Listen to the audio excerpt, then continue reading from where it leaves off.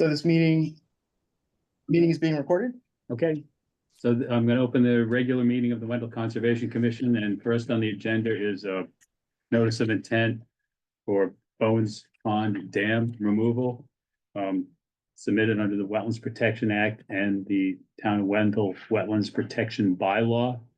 So first, we're going to have the applicant give a presentation. Then we're going to have questions from the Conservation Commission. And then we're going to open it up to the public, members of the public. Please state your name, members of the public, and keep your remarks as relevant to the Wetlands Protection Act and the Wendell Wetlands Protection Bylaw. Go ahead. Great, thank you very much. My name is Adrienne Dunk. For the record, I'm with GZA GeoEnvironmental. We're here representing the applicant, Bowen's Pond LLC. And this evening, Chris Hirsch from Mass DER will be starting off our presentation. Good evening, commissioners. I was told there weren't going to be capabilities to project, so I printed out my slides so that everyone has them. I can make electronic versions available so that they can be posted with the minutes so that the public can have that information as well. So here, please pass those around. Hopefully I made enough copies. Can you take one? Yeah, I think so. Will, we need, you have enough. yeah, we need, I need 6 copies. yeah, Anyone else would like one? I have one extra. yeah, one there. Yeah. Extra those? No, those are not. Extra, sure. You pass that along. Hi, so my name is Chris Hirsch. I'm the Dam Removal Program Manager for the Massachusetts Division of Ecological Restoration. And I wanted to give just a primer on dam removal, the context of why we're involved with this project and what's typically expected when a dam is removed.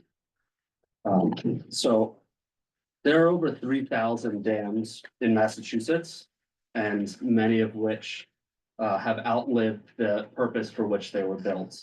So of the 3,000 dams in Massachusetts, 43 actively provide flood control, 44 are providing hydropower purposes, and 164 of the dams currently support our water supply systems. The vast majority of the remainder of dams, like I said, have outlived their practical purpose or the reason that they were built. Yet they remain on the landscape and they continue to disrupt and harm our riverine ecosystems. So the way that dams affect riverines and rivers and streams at its most fundamental level is they disrupt the flow of water. And in disrupting the flow of water, they alter the temperature regimes of water bodies.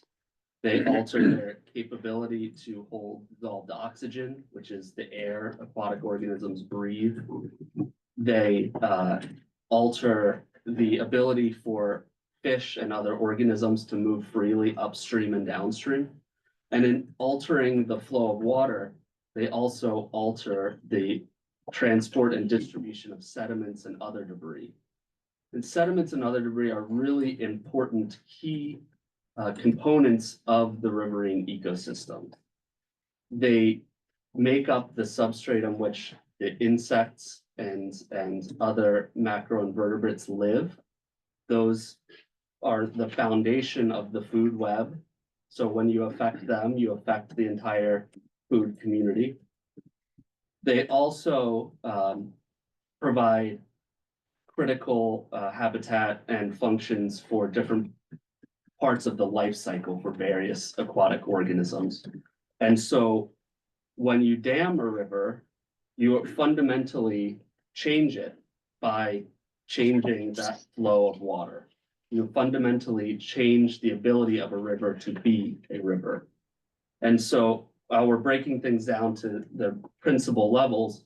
Dam removal, and this project included, is really about getting water flowing again and restoring those processes that built and processes and functions that built the river in the first place. So in this case, allowing Osgood Brook to carry out the functions that it had carried out for 10,000 years when the glaciers receded up into the point where it was dammed. And this project, at its most fundamental level, and dam removal projects in general at their most fundamental level, is about taking that human influence out of the system, getting humans out of the driver's seat, and putting the keys back into the hands of nature. The way we do that is through a thoughtful and well-planned process, rather than allowing nature to take control again on its own through knocking down the dam. In addition to the ecological harm that our dams cause to our rivers, the aging dam problem also is a public safety risk. The number one cause, when you look at statistics of dam failure, the number one cause of failure is overtopping in large storms. And as we know, with climate change, large storms are happening at a higher frequency than they have occurred in the past, and the intensity of storms is increasing. This is putting greater stress on our dams. And as we know, this dam, Bowen's Pond Dam, is at risk of failure. It is in poor condition, has been identified by GZA Engineering in a dam safety report. And we know that this very location, the dam previous to the current dam, had failed within the last 100 years. So we know that this structure is at risk, and climate change is only going to raise that risk.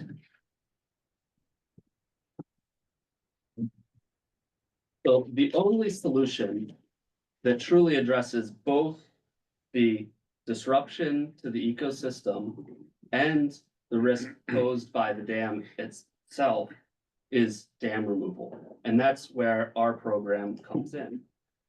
The Massachusetts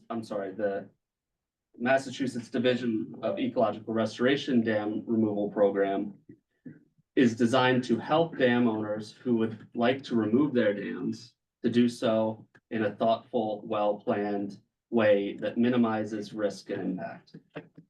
To date, we've removed 69 dams. Number 70 is under construction right now in West Boylston. We've completed over 90 dam preliminary design studies, which are really to inform dam owners of what the dam removal pathway would look like. And in the process, we've reconnected over 350 river miles in all different contexts throughout the state, from head of tide dams on the coast to mountain forested dams in the west.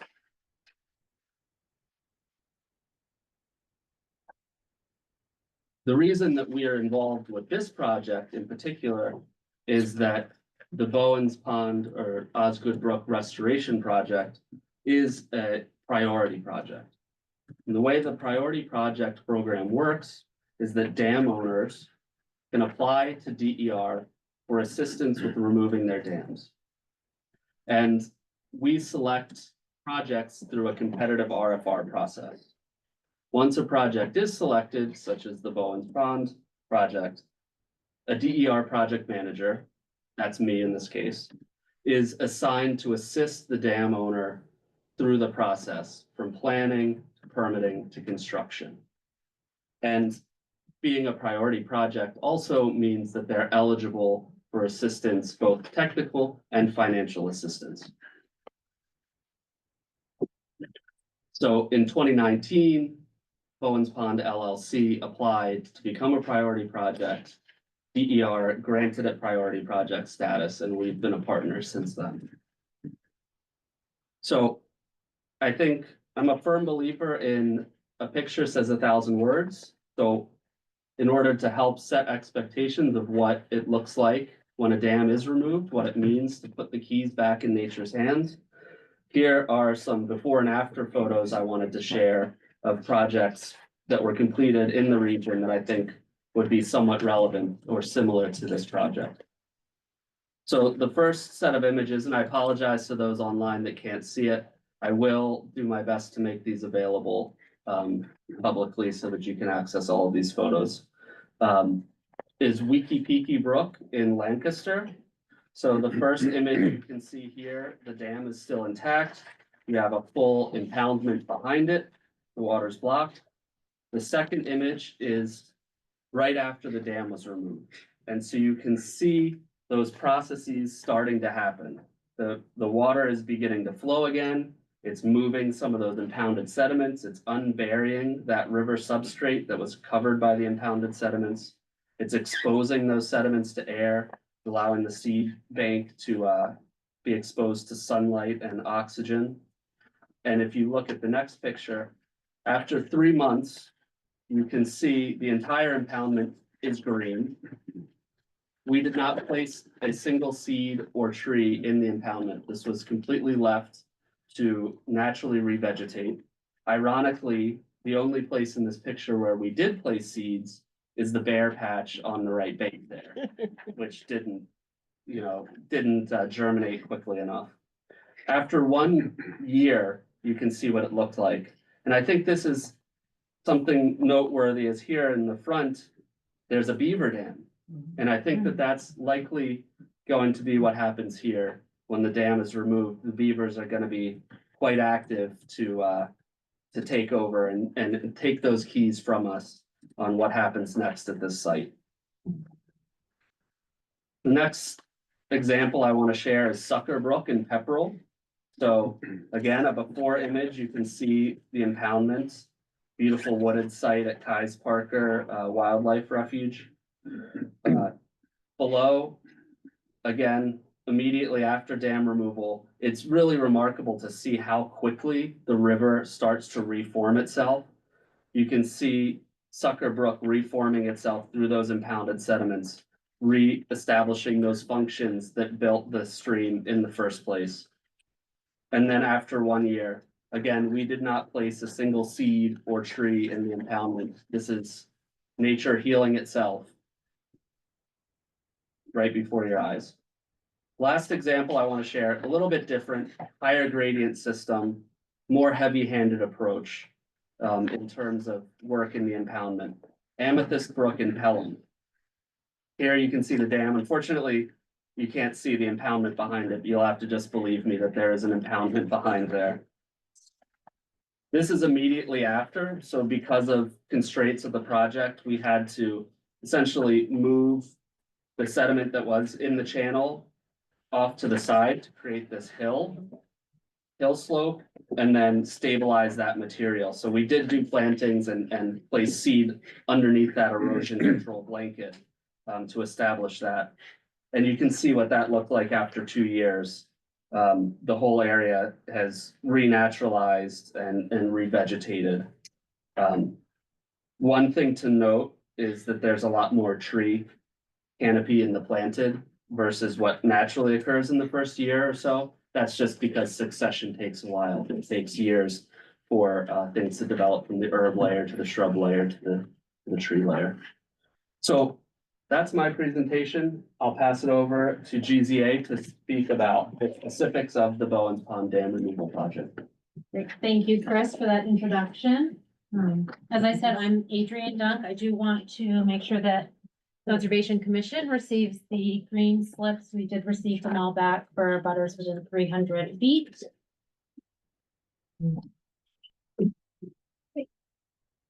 So as Chris kicked us off, this is the Bowen's Pond Dam, is the dam we're talking about, and it impounds Osgood Brook. We're looking at drawing 3, if people are following along online.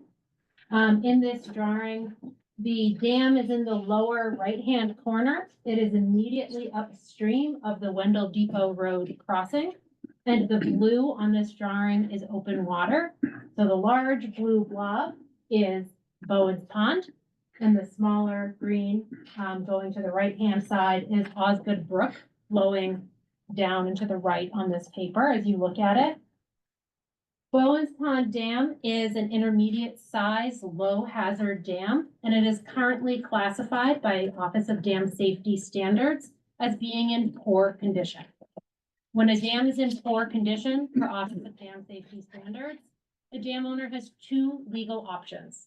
They can rehabilitate their dam or they can remove their dam. But they are no longer allowed to do nothing minor repairs are out of the question. A rehab is typically a large scale project. And in this case, this dam owner has chosen to remove this dam to permanently eliminate the risk associated with the dam. And as Chris said, to restore the functions and flow of Osgood Brook throughout the impoundment area. The dam is approximately 10 feet tall. And so if you've driven by it, you've likely noticed the stonework. That's the spillway. That's where the water flows over the dam. But there's also earthen embankments on the side of it, and that's part of the dam structure also. So just to give an overview of the project, Jen's going to speak more specifically about the construction sequence, but just so we're all on the same page, for an overview of the project, we will be removing the spillway portion of the dam and grading back the embankments. So we are flipping to drawing 4. So that spillway through the middle here, this dark gray rectangle, that area will be removed ultimately. The embankments, that earthen portion graded back to create a stable slope. And then through the former dam area, a channel will be constructed that's about 60 feet long. And so in this case, the project has sought a balance between passively allowing the impoundment and the channel to form naturally, which is what we often see. These channels do find where they used to be before the dam was put in place. Very rapidly, they go back to that natural channel with its former sinuosity pretty rapidly. And here, so we're going to allow that through the larger impoundment with just a short area of formed channel, and that's to line the stream up to go safely underneath Wendell Depot Road. There's that downstream crossing, and so the design has been very cognizant of being protective of that existing crossing. To facilitate this project, the impoundment will be lowered slowly. So it'll be lowered before construction, and then each layer of that masonry spillway will be removed one at a time, like a layer cake. So it's not a quick draw removal where there'll be a huge gush of water. It's done in a methodical way, and it's done during low flow conditions. So those summer low flows, plus the release of water from the impoundment, are still not a flood. There's still a natural stream flow that you might see like in a springtime flow. And so that again is to be protective of downstream. So the goals of the project are here to restore those riverine functions. Osgood Brook is a cold water fishery itself.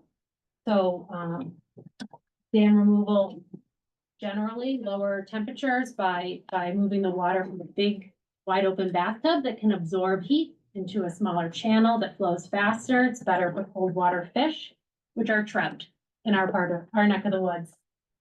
We're also eliminating that public safety risk that could come if there was an abrupt dam failure, and then reducing liability. One thing I do want to mention is that the natural materials in the dam, the stone, will be reused on site. Sediment, some of it will be actively excavated, so actively dredged and reused on site for these grading to make the channel. And then also sediment will be passively released downstream as the channel forms throughout the impoundment. And that again is typically performed when sediment is considered clean. It meets standards in Massachusetts. And that works to restore the natural sediment regime right from the get-go. The sediment doesn't go all at once. There is some sediment when it first happens, but it'll occur over time with bank formation and storms. So I am the regulations person. So I hope you all will bear with me. Because this is really where I focus. So this project was filed as an ecological restoration project. That is a different avenue under the Wetlands Protection Act than a typical notice of intent. So it's a Form 3A, and the resulting approval would be a restoration order of conditions compared to a standard order of conditions. And so I do want to ground us all with a regulatory definition that I am going to read, just because there's a lot of ideas about what is restoration. There are a lot of points of view about what is restoration, but for this conversation, the Wetlands Protection Act tells us that for an ecological restoration project, the primary purpose is to restore or otherwise improve the natural capacity of a resource area to protect and sustain the interests of the Wetlands Protection Act, when such interests have been degraded or destroyed by anthropogenic influences. The Wetlands Protection Act identifies dam removal specifically as a type of restoration project. So dams are an anthropogenic influence that is degrading resource areas, namely land under water bodies and waterways, bank, BVW, bordering vegetated wetlands, and bordering land subject to flooding, or BLSF. This project has been designed in compliance with the specific eligibility criteria for ecological restoration projects. And then there's a subset of criteria for dam removal projects. That is how this project's reviewed. So if you have in your mind your typical 5,000 square feet, 100 cubic yards of dredging, those thresholds, those dimensional thresholds are not applicable to restoration projects. There are no dimensional thresholds that are applicable to restoration projects, and there's no requirement for a wildlife habitat evaluation because it is presumed that a restoration project will enhance wildlife habitat.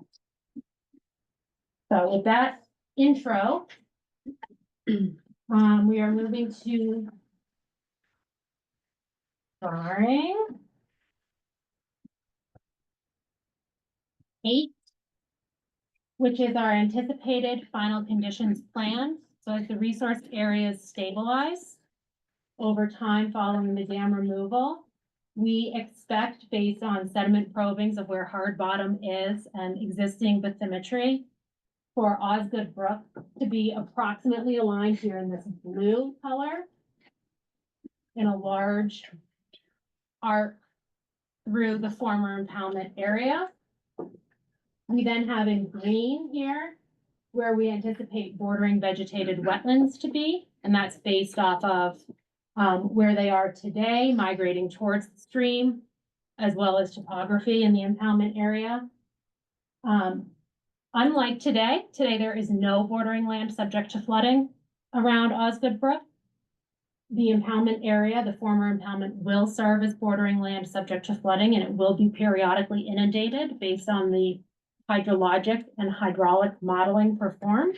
So that is creation of BLSF area.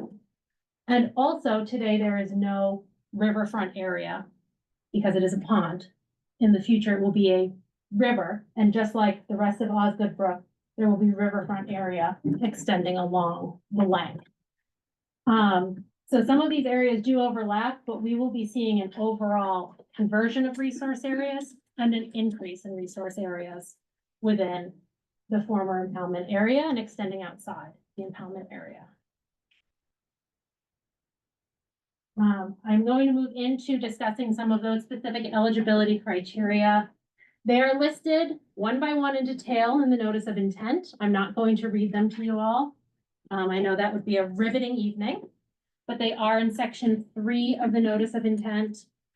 I want to call out specifically a few items where I commonly receive questions or where they necessitate important attachments to the notice of intent. So I do want to call out that ecological restoration projects are not allowed to harm downstream properties through flooding. This project has had extensive hydraulic and hydrologic modeling performed, H&H modeling. And that modeling indicates that proposed conditions with the dam removed are generally consistent for water surface elevation, how high the water gets, and velocity, how quickly the water is flowing between existing conditions today and proposed conditions after dam removal. This is because the Wendell Depot Road crossing acts as a hydraulic constriction. And so it actually backs up water during bigger storms. So when we see high flows today, it's the roadway, the road crossing is impounding water up to the dam, potentially over the dam and in the reservoir area. So once the dam's removed, Wendell Depot Road is going to continue to do that. But the flows experienced at Wendell Depot Road will be the same. So that is an important element. Jen, she's got the tables, she's the engineer, she's got the data more honed in, but that is, we're legally not allowed to harm downstream infrastructure and downstream properties. And the H&H modeling indicates that this project will not be harming those things. I also want to call out that there is a proactive planting plan with an invasive species management plan. So we are turning to sheet 9, drawing 9. And in this drawing, the colors are a little bit different than on the last one. So here the green is just identifying the former impoundment area.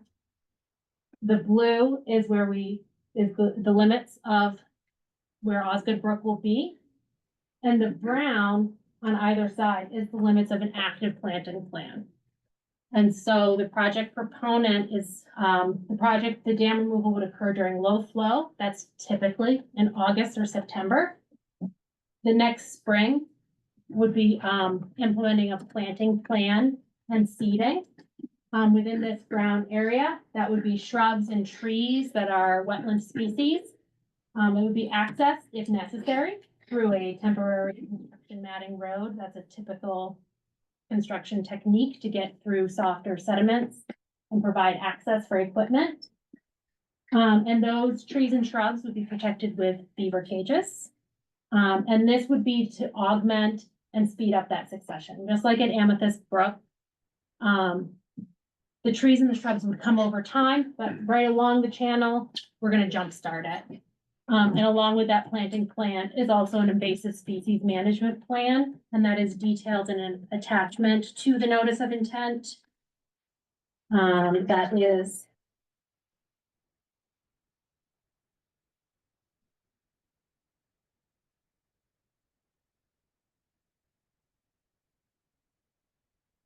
attachment G, appendix G. And that involves a volunteer program. DER would be managing that with hand pulling of invasive species.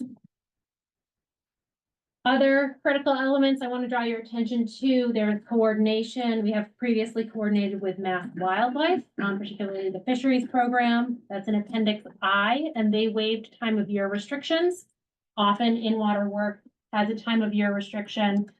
Their point of view on this project and on many dam removal projects is that any short-term impediment from a sediment release and turbidity in the water is far outweighed by the long-term improvement of stream connectivity, natural sediment transport, natural flow rates.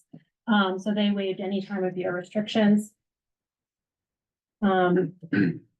Appendix M has the secretary certificates as this project in 2022 completed the Massachusetts Environmental Policy Act review, or the MEPA review, and it was found to have properly and adequately complied with the MEPA review process and the public input process.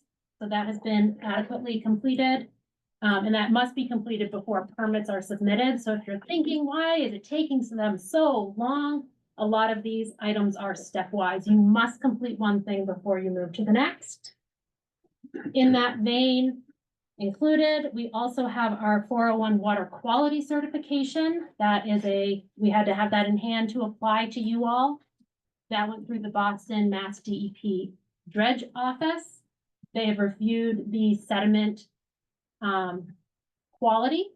So they look at the contamination, upstream, downstream. They look at the volume of sediment being released. We did a site visit with them, and they have approved the passive release of sediment. They've approved the planting plan and the monitoring plan and the post-construction sediment monitoring plan. So that approval is included, as is the Chapter 253 Office of Dam Safety permit.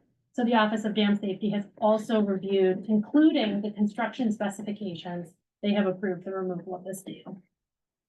So those processes are all complete and required to be completed before we can come before you. So we're happy to say that that is done. Really, the standard, when we look at an ecological restoration project, we have to improve at least one interest of the act. And in this project, we're improving several interests of the act. When we talk about our flood control and our storm damage prevention, we are creating BLSF. We're creating flood attenuation. That's flood control.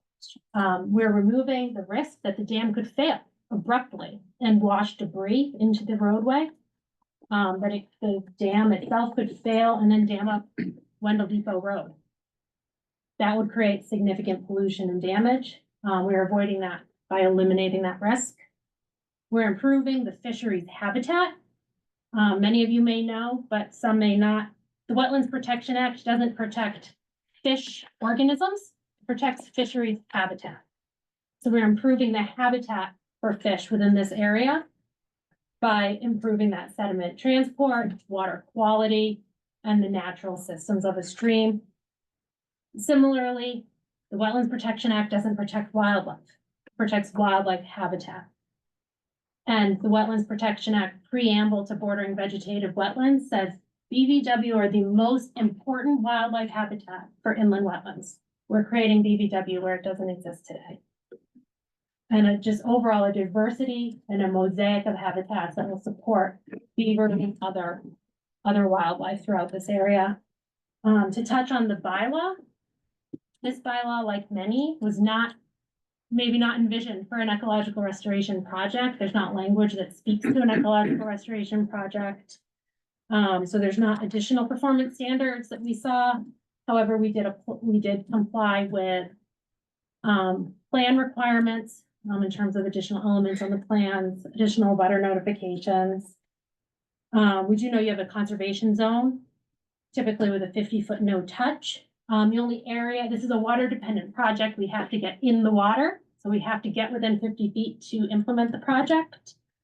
So that area where we would be getting through that 50-foot no touch is on the dam embankment. Currently, it's a degraded turf slope today.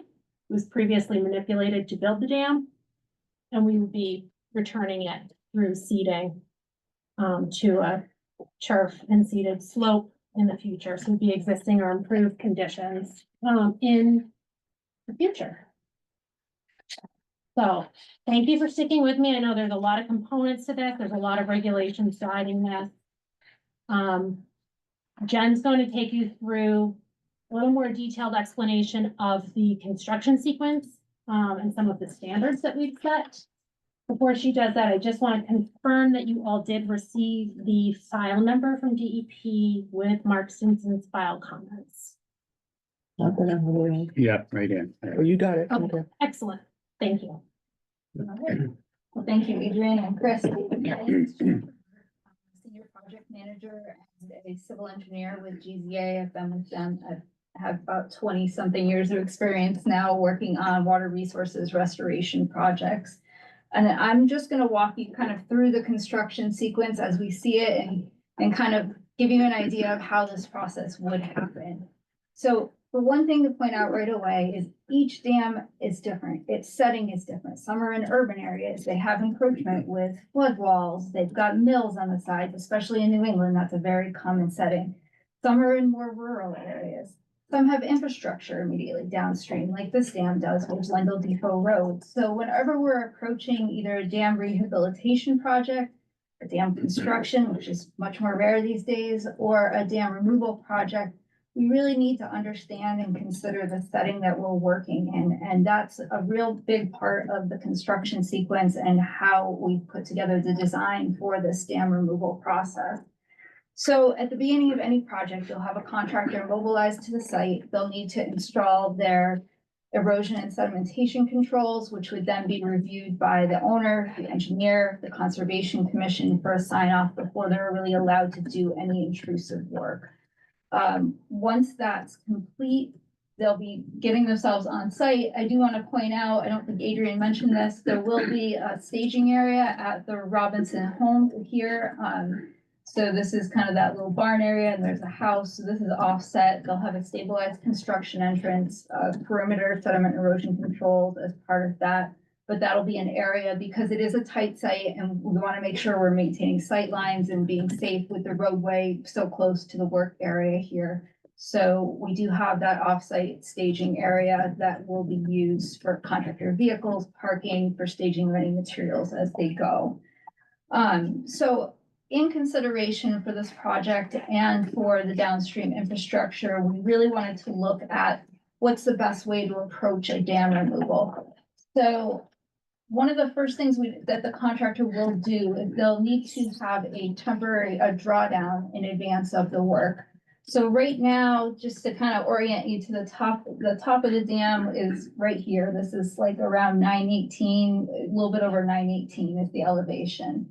And if you go by the dam on any regular basis, you see there's kind of 4 spillway bays. So you see kind of concrete pillars, and that used to be a place where when the water could be higher with the addition of stop logs. That hasn't been done that way in many years because of the deteriorated condition of the dam. The owner doesn't want to put more water pressure against that dam and risk the failure. So that's been maintained lower for, I don't know how long, Tom. At least, I don't know, they're going by pretty quick, probably 10 years. Okay, so for a while now, that's been that way. So if you look at the dam, you're normally gonna see water spilling over one of those 4 kind of pillared areas. And that's what's known as the spillway of the dam. So normal water elevations are at or around that elevation, except for when you have higher storm events. And that's just over elevation 916. So at the beginning of the project, the contractor will need to do a drawdown to get down to elevation 913, which is like this general area. So the idea with that is that we want them to be able to work in the dry, to have good control of water, and to make sure that we're taking this dam out in a staged, controlled way. Because we do have downstream infrastructure, we want to make sure we're doing this the right way. Some dams that are in a different setting, you may see things on YouTube or something like that. If you look where they just start going at it with an excavator or with a hoe ram or something like that, and water bursts out. That's not what we're proposing here, because we do have a different setting and we want to consider that setting. So you'll have that preliminary drawdown to bring the water down to this level. And then the contractor will use an excavator, and they'll start removing pieces of that spillway sequentially. So there's requirements set forth in the drawings and the specifications. And this has all been reviewed and approved by Office of Dam Safety, that they could only take out a notch that's a foot in extent each time. So they'll do a little bit, let things stabilize, do a little bit more, let things stabilize. So that's part of that process, is taking it out in a controlled manner. There are certain specific flow criteria that when they're taking out potentially up to a foot at a time in that notching manner, that they can't pass more than a certain flow downstream. So one of the thresholds that was set was a foot at that downstream Wendell Depot Road crossing, so a foot of water. And that's less than the bank full flows according to the hydrologic and hydraulic, or H&H modeling that's been done with the project. And also, even if you look at stream stats from USGS, it's significantly less than that bank full flow. So a normal flow, much less than a 2-year storm. So trying to make sure that we're doing this in the right way and in a controlled way. So they'll gradually work their way down through that cross section of the dam. One of the requirements for ecological restoration projects is we do need to remove the full vertical extent of the dam. So that's taking out everything man-made. So that's all the concrete, all the stone masonry that's been put in this case. And as Adrian mentioned, anything that's concrete, if there's rebar or metal and as part of this, the low-level outlet, anything that was man-made will go off-site and either be recycled, reused, or disposed of in accordance with the applicable regulations in the Commonwealth of Massachusetts. Anything that's a natural material, so those natural kind of dry-laid stone masonry segments, we'll be looking to reuse those they came out of this area, so we're gonna put them back in this area. So those will be used for channel stabilization purposes and along the overbank areas for this pilot channel that we'll be working with. As Adrian mentioned, we're trying to do very little here. We're going to let nature take its path to the impoundment. But we do want to make sure that as we remove this, we're left with a stable breach section that again would not risk downstream infrastructure. So that's been considered throughout here. If you look at this from the roadway, there's that huge boulder kind of offset just to the left side along the spillway. That's not going anywhere. We're not taking that out. So there's bedrock encountered and those huge kind of glacial erratic pieces that are in there. We've kind of, we've left notes for the contractor that that's staying in place. We're working around that and working that into the cross section. So that was all considered when we did the grading plan for this work as well, to really try to be respectful of what's there and what was there. That's been there a long time longer than the dam. So we're not taking that out or modifying that at all. So with that process to gradually take out pieces of the dam sequentially, we also want to try to make sure that we're doing this breach work in the dry to the extent possible. So again, we already did a preliminary drawdown, but we're also proposing to use a small segment of temporary cofferdams with pumping and diversions so that we can keep that work area dry.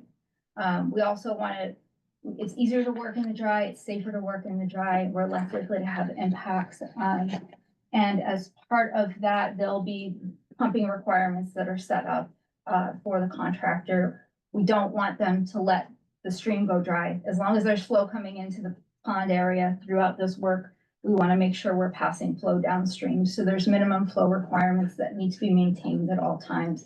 Obviously, if it's a real dry summer when they're doing this work and there's not a lot coming in, then they'll just be able to pass what's coming in straight through. So that's been considered as part of the design as well. And as Adrian had mentioned, to do some of that work, we do need to access this area. So there are temporary construction roads shown, which would be removed and restored at the end of the project. Materials, the sediment and soil materials that are removed from this area are proposed to be repositioned just off to the either side as part of this work as well, to try to keep those materials on site, which reduces emissions for trucking them off site. Trying to be environmentally sensitive, reuse what we can on the site because it's came from the site. And that dredging and repositioning of those sediments for the breach channel have been reviewed and approved as part of the 401 water quality cert that Adrian mentioned earlier from Mass DEP. Once the work to remove the dam section and create the stabilized channel and overbanks is completed, then there would be restoration work completed with core logs, loam and seed, and restoration of these upland areas. On the owner's property, we're also proposing to remove a small section of pavement because without the dry hydrant in place, the dry hydrant's being removed. Without that in place, there's no need for that pavement, so we might as well get excess pavement out and restore that to turf as well. And as Adrian mentioned, there would, depending on the seasonality, the planting plan would proceed accordingly, and it may not be safe to access right away when you draw down the pond, and when you remove the dam, it will be very soft sediments. So there will be a lag time before we can go out safely and do that planting. But again, the goal of those shrubs and trees is to give kind of a jump start to shade along the stream to help that process establish. And also, as Adrian mentioned, we did quite a bit of research relative to beaver browse and some kind of new techniques that are out there, including short staking for the live stakes. There's been a lot of success in research on that in the Pacific Northwest in particular. I think most of the research on beavers and working and living with beavers tends to be done out of that region for whatever reason, or Minnesota, the Lakes region as well. So that's been included as part of this process as well. And I think at this point, unless you have anything else, No, I know we've thrown a lot at you. This is longer than we would typically present, so we do apologize, but there's a lot of elements when considering a project of this importance. So, us, Yeah. Ward Smith, Chair of the Commission. So just for the commission and the members of the audience, we have two things that we need to consider. Well, more than that, but this has been filed as an ecological restoration project under the Mass Wetlands Protection Act. It's also been filed under the Wendell Wetlands Protection Bylaw. I'd just like to read the DP's comments, so everyone's up to speed on Wetlands Protection Act. This is comment 1. This project is being submitted as an ecological restoration project, not a limited project, and ER projects use Form 3A.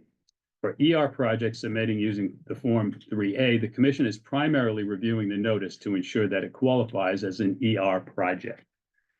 So I would like to ask the applicant if we can put this out to third-party review, because we've had all our major projects, complicated projects, reviewed by Emily Stockman, and if I would like to do that to see if it complies as an ER project. I'm just going to continue with number 2. The commission cannot add any special conditions under the Wetlands Protection Act and regulations, though it can under a local wetlands bylaw. The restoration order of conditions issued using Form 5A has built-in conditions which are noted in 310 CMR 1014-1 and 310 CMR 1014-2, special conditions for dam removal projects. So under the Wetlands Protection Act, if this qualifies as an ecological restoration project, we pretty much have to prove it. That's my reading of it. And I've talked to DP, and that's basically what DP says. So how do you feel about us having a third-party review that you would pay for? That's acceptable to the, For that particular purpose, not for any, for that particular, to see if it, evaluate the compliance if it with. complies with ecological restoration standards. I would want to see, Huh? I would want to see the proposal. Yeah, well, yeah, obviously, But- that's the, but yes, Subject only to seeing the proposal. Yes, yes. We're certainly agreeable to the concept. just if it's an ER project, then under the WPA, you know, it seems like it's an ER project. That's part A. Excuse me, yes. Isn't it true that in our document, we have a whole section that outlines Yes, item by item?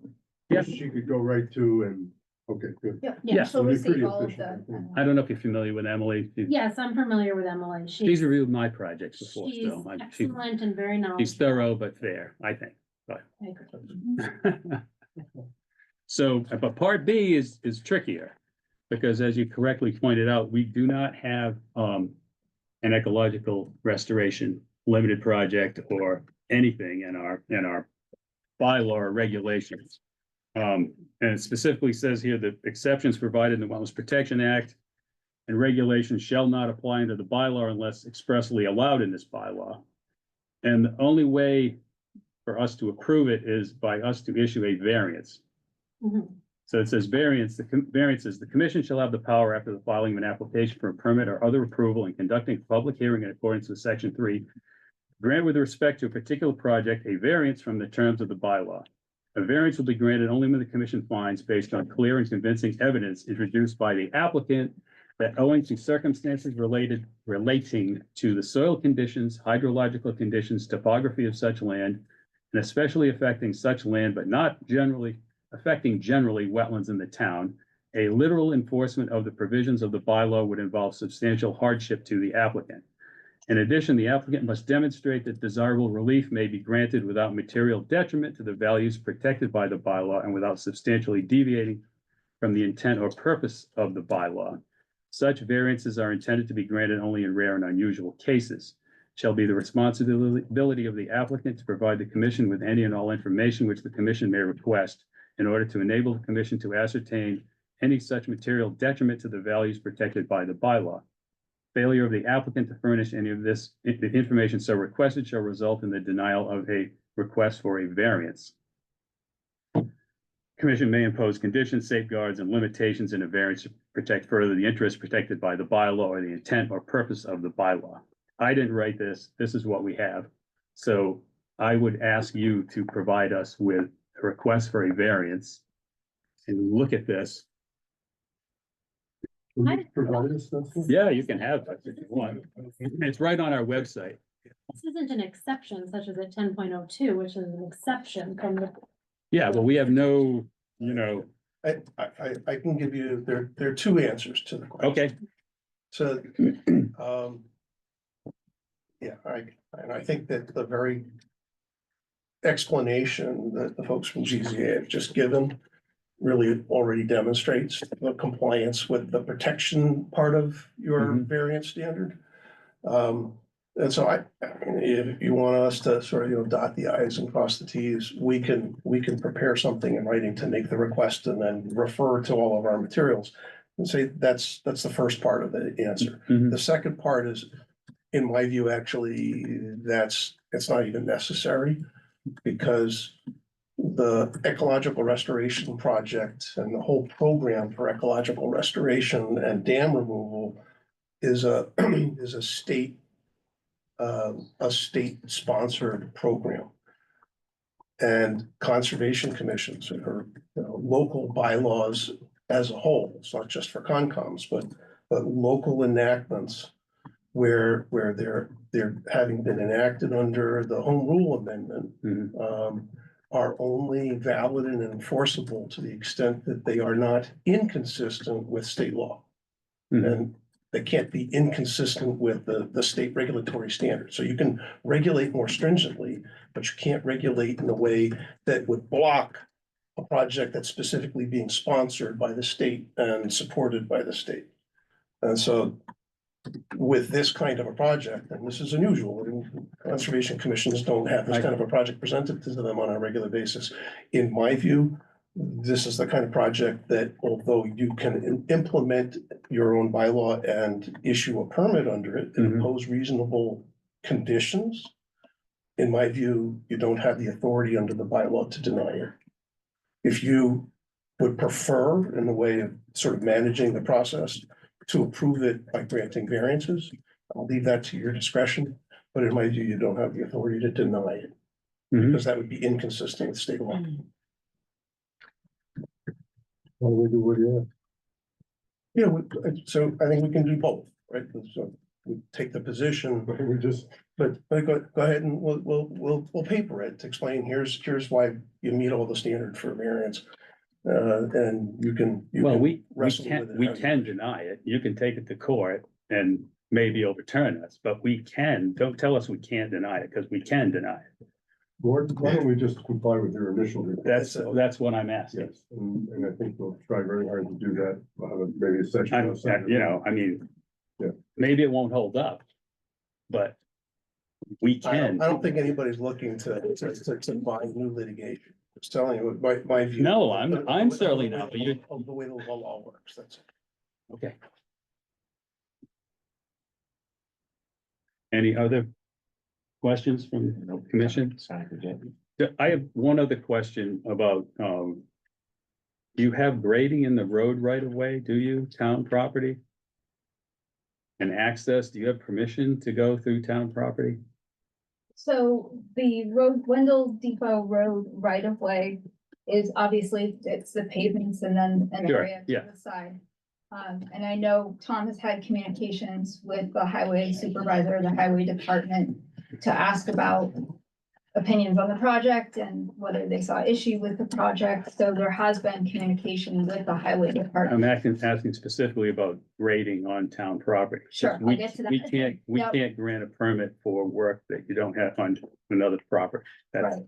And again, so some of this comes back to, there has been communications with the highway department relative to the project.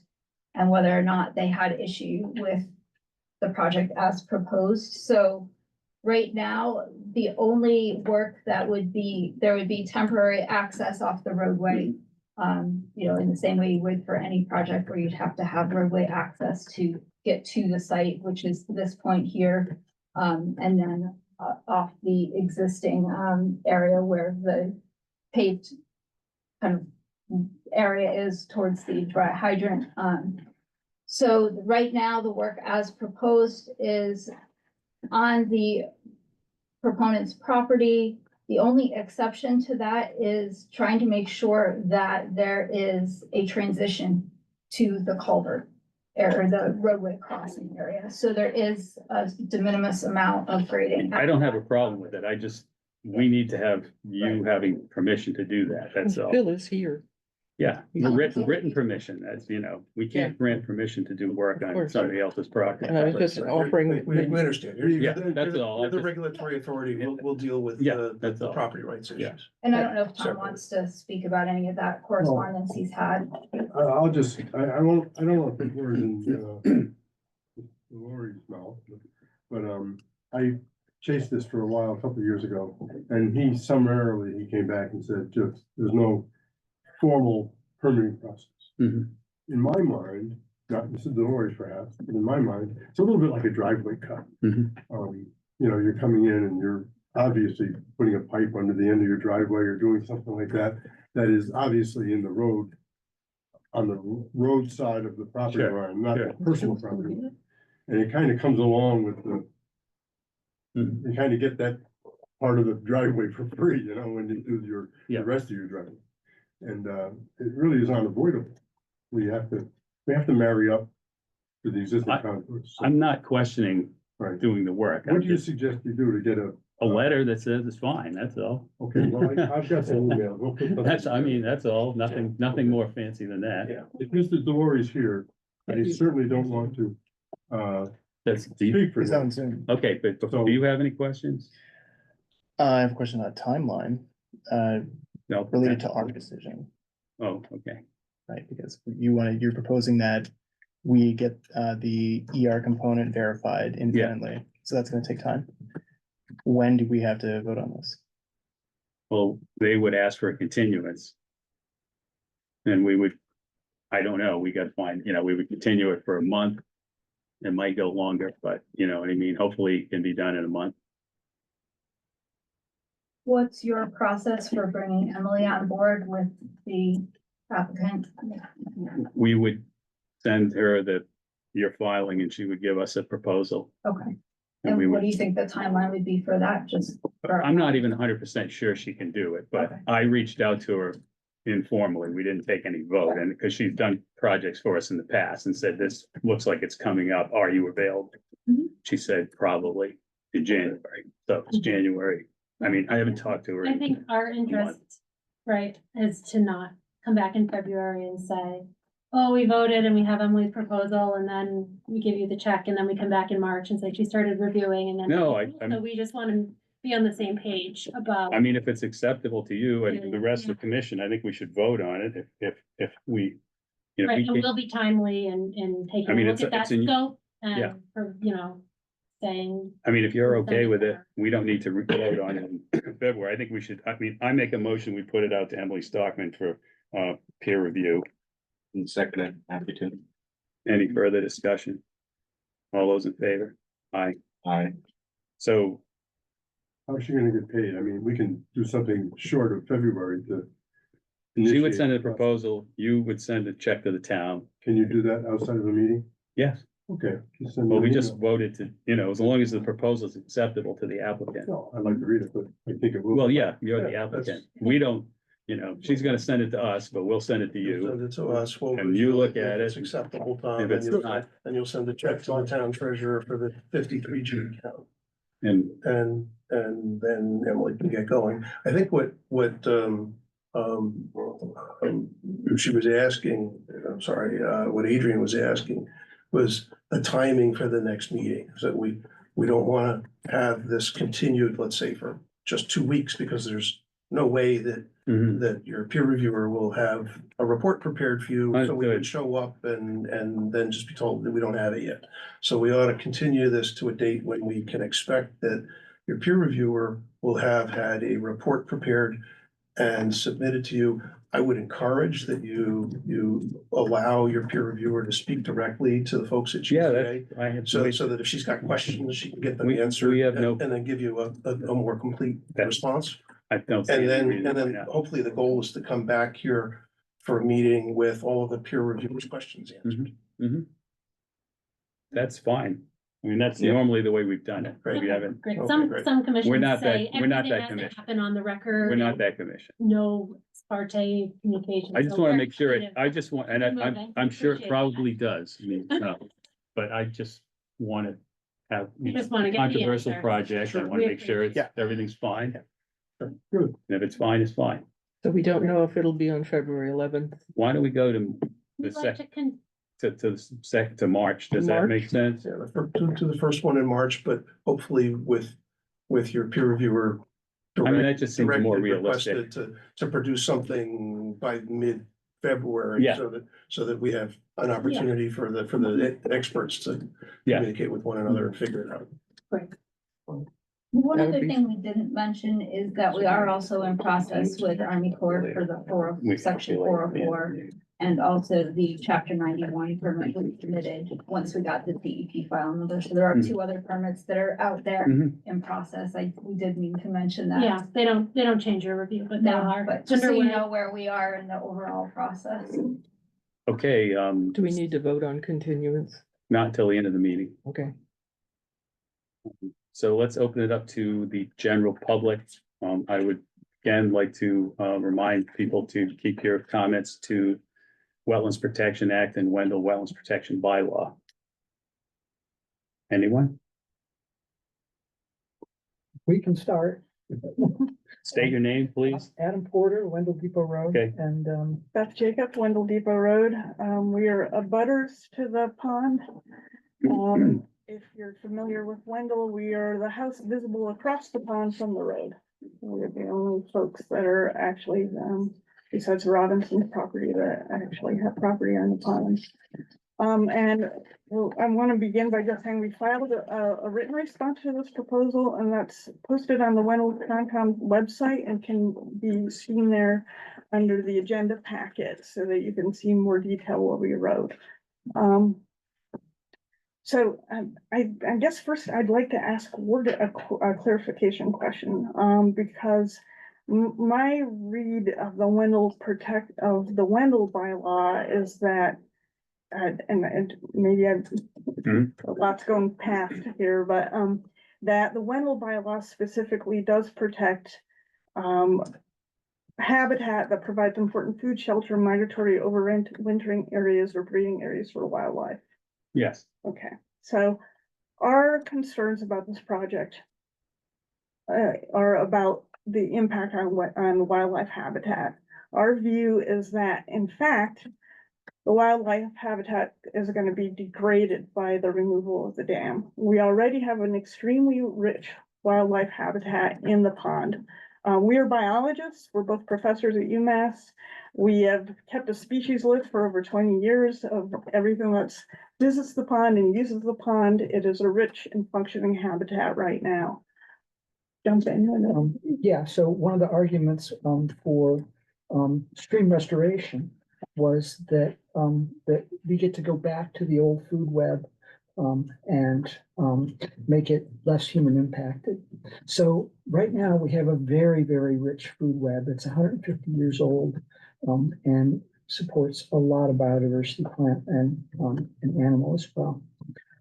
And so what we're asking about when we talk about taking out the dam is we're asking about taking out the food web that's there.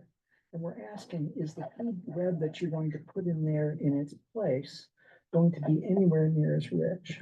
And I believe it's not. And I think that's also the spirit of the state law about protecting this, if you're trying to make things better and more wild. So, and then I want to address your point about that we're not protecting the fish, we're protecting the habitat that the fish live in. And it's certainly true that brown brook trout is the only fish species that would be cold water. And we don't think that habitat's going to be able to support them anyway. We think it's going to be too warm regardless. And our comments on that are in there. But you also talk about the flooding around there and how important that habitat is, and it's written into the law. We believe that that habitat's not going to be nearly as rich as it might be in other places, and that's because we've got this glossy buckling problem. And its preferred habitat in terms of where it's the densest is exactly in those kind of floodplain habitats. And that's what we see all the way around the pond. And we see it encroaching in the pond. So if you're talking about making it better, the sort of the natural habitat that you would see in a flat wetland like that, we're not going to see it in Bowen's Pond. And there's none of the wetlands around here are supporting that kind of a thing.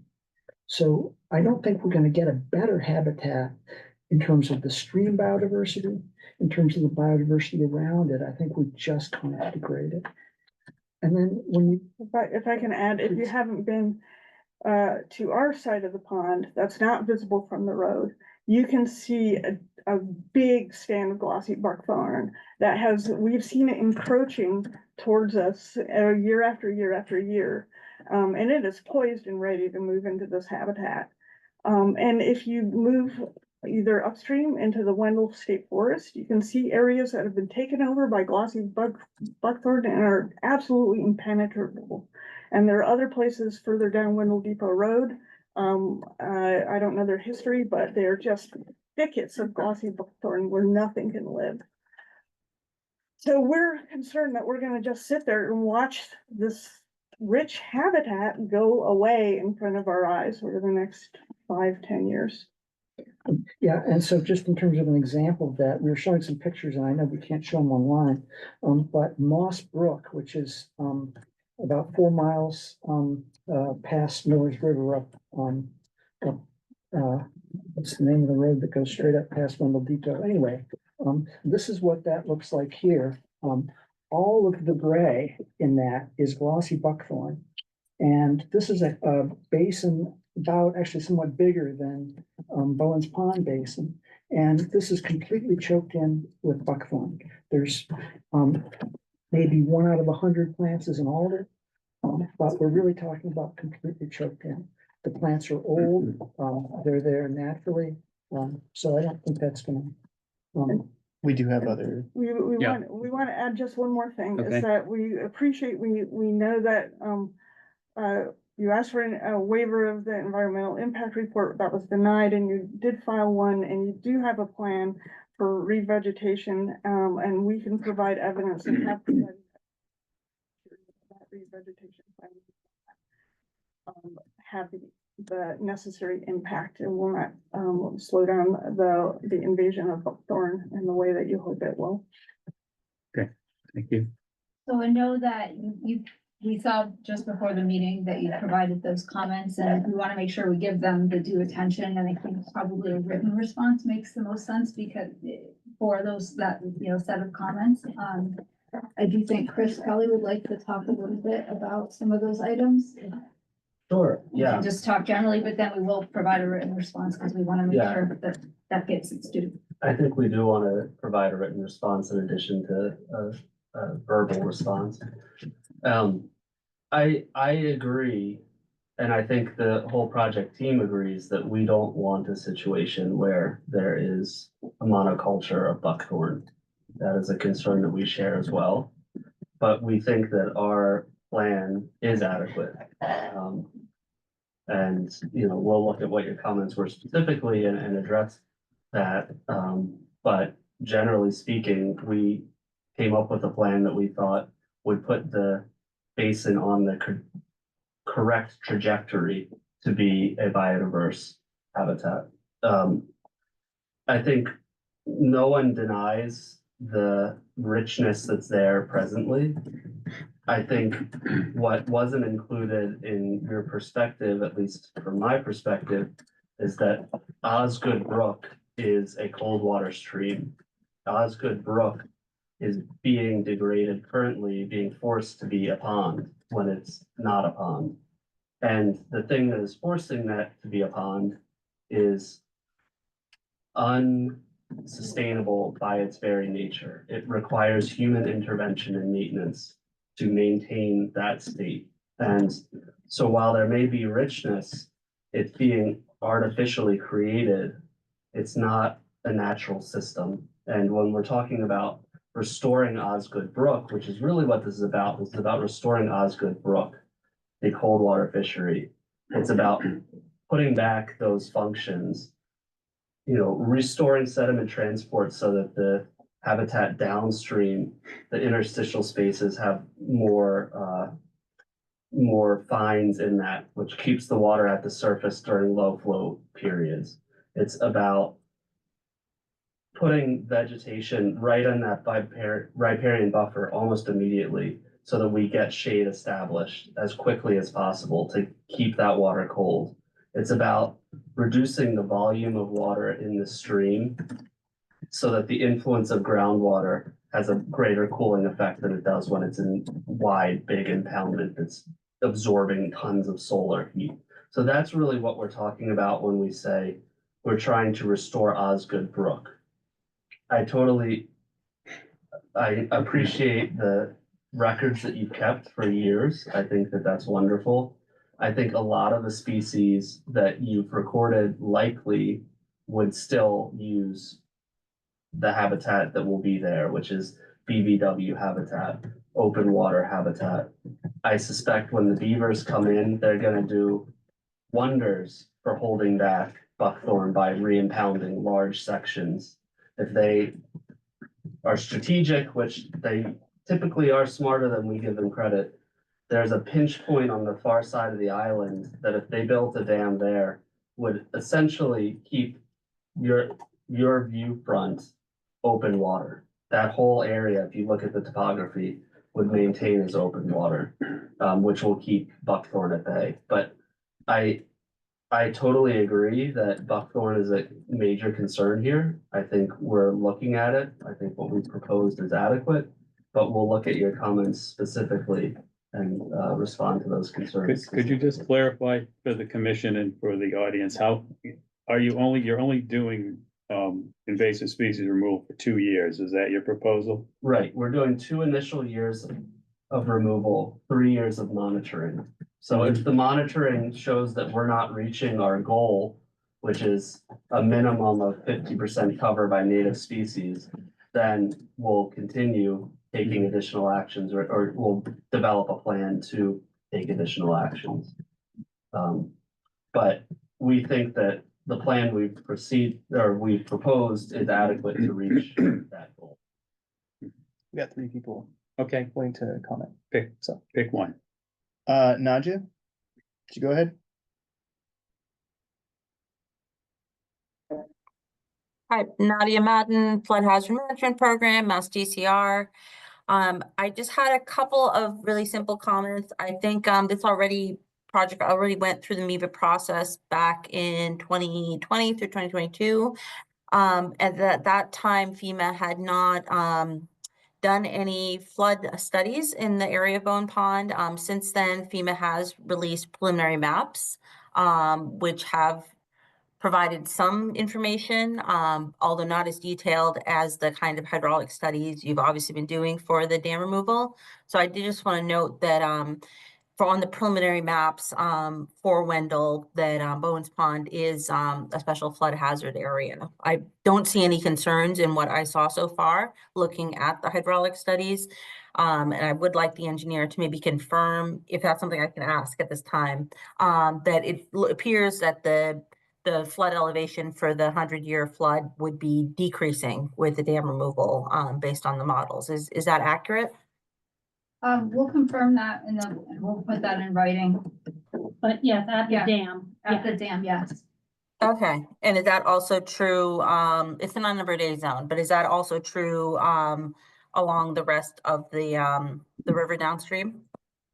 So in looking at the crossings, there's no appreciable change at those New Salem Road, Wendell Depot Road. So looking, 1,000+ feet downstream, there's no appreciable change in velocities or water surface elevations for that event. Okay, so that doesn't raise any concerns, but it is just a heads up because FEMA is in the process of, they've released preliminary maps. They will be finalizing these maps and there is an opportunity for community input. When you have that information on the changes to the floodplain and that hydraulic information, you should share it with FEMA, especially it could be something they could incorporate into the maps and it, if it's a reduction in flood risk. Understood. Yep. Yeah, can- and those are still preliminary, they're not effective dates, there's no effective date yet for those. Correct, correct. You're Correct, still in the so, process. Proactive sharing with FEMA, which is. Yeah. Yep. We typically do that through the Army Corps process as well, so. it'll Right. be Yeah. good. The Army Corps received the H&H data. Right. Okay. I did think it might be helpful for the Wendell Conservation Commission to know that FEMA now has released preliminary maps for your community. I need Nadia to spell her name and give me her title, please. Nadia Madden. Oh, you have all that? Do you want me to put it in the chat? I'm a floodplain management specialist at the Flood Hazard Management Program at DCR. Okay, thank you. Thank you. Next, we have Chris Neal. Yeah, hi, my name is Chris Neal. I'm a Wendell property owner. I'm also a biologist and ecologist, and I've been working on looking at responses, especially biodiversity responses to small dams removals in Massachusetts for a number of years now. And I want to speak strongly in favor of this project. My reasoning is this. What you want to promote in this case is exactly what I think the proponents here are arguing, that you would create a much more dynamic and very biodiverse wetland in response to this dam removal. We've seen that happen in lots of other places. I could show you lots of pictures just like those that Chris Hirsch showed, where you get dramatic increases to plant diversity following dam removal. You also get dynamic water level fluctuations and soil moisture fluctuations that promote diversity, and you'll get, without a doubt, in Wendell, and I've been watching this happen along Farley Road all the time. I've been there since the mid-'80s. The beavers will create these incredibly dynamic, sort of wondrous wetland systems that work on their own. And I think that's what DER is aiming for here. I think that's what the landowner is aiming for. And I think you should support that goal. I think they've done their homework, and I think you should support this project. And last but not least, it'll protect public safety. I mean, this dam is not in great shape. You're somehow saying you have the right to force the landowner to maintain this in perpetuity rather than do what makes a lot of sense, and that is to remove it and improve public safety, protect the road, protect everything downstream from a one-time sort of catastrophic failure in this dam. I just see lots of benefits to this project, and I urge you to support it. Thank you. Thank you. Next, we have Christine Hatch. Hi, thanks for taking my comment. And I might actually ask Chris to comment on one other thing. Hi, Chris. After when I'm finished with my comment. And so I rarely see a dam that I like, and I'm all in favor of removing them. And this one is not in great shape. I just want to caution against overselling the potential benefits of this particular project. So based on the GZA study that I looked at from in advance of the research of the project, it looked to me like the water temperatures both upstream and downstream of the dam were already a bit too warm for cold water fish to be comfortable right around in the vicinity of the dam.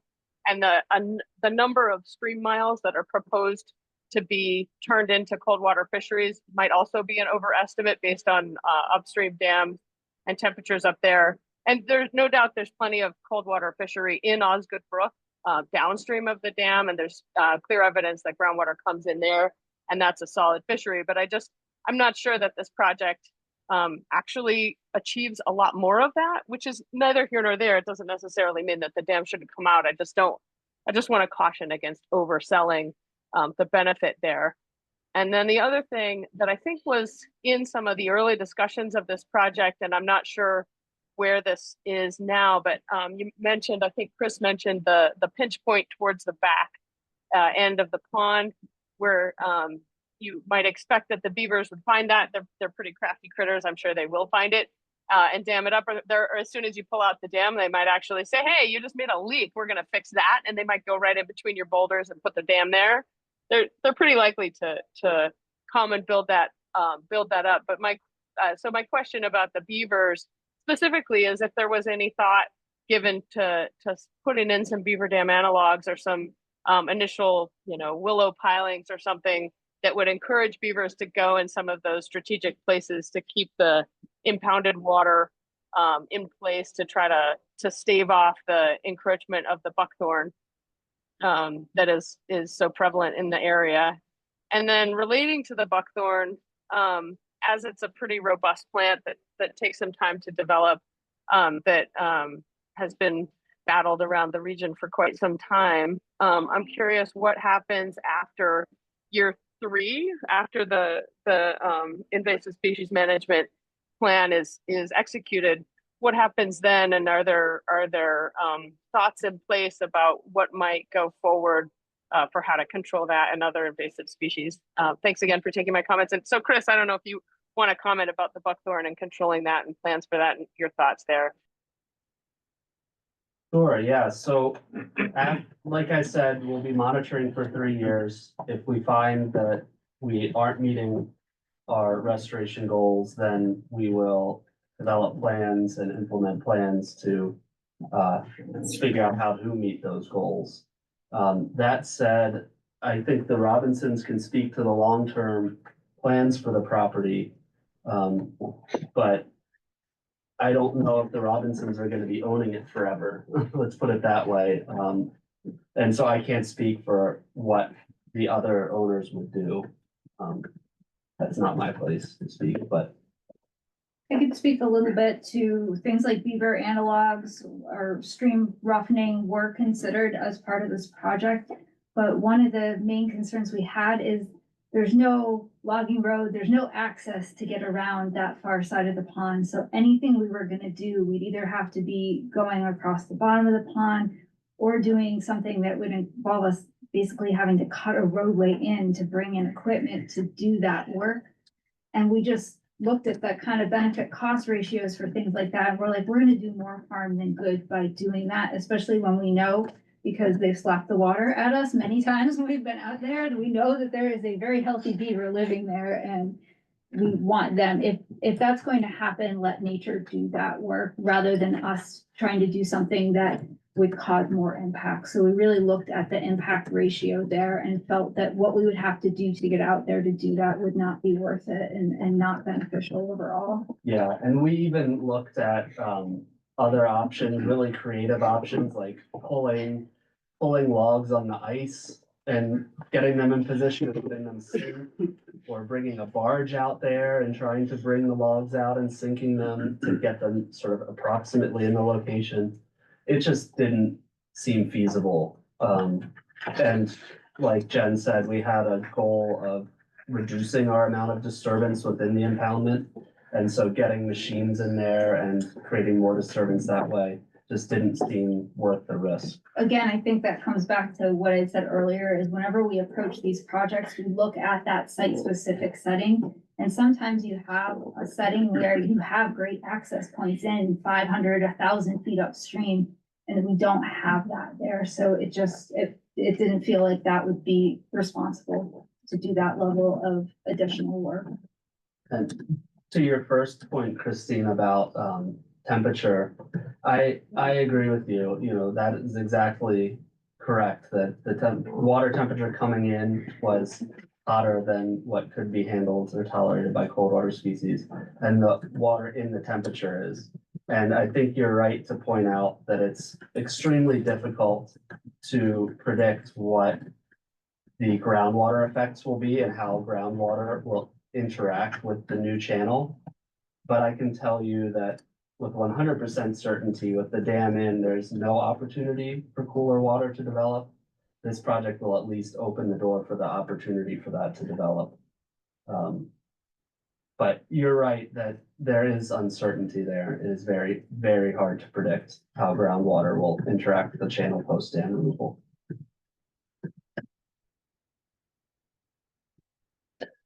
There's no other commenters right now.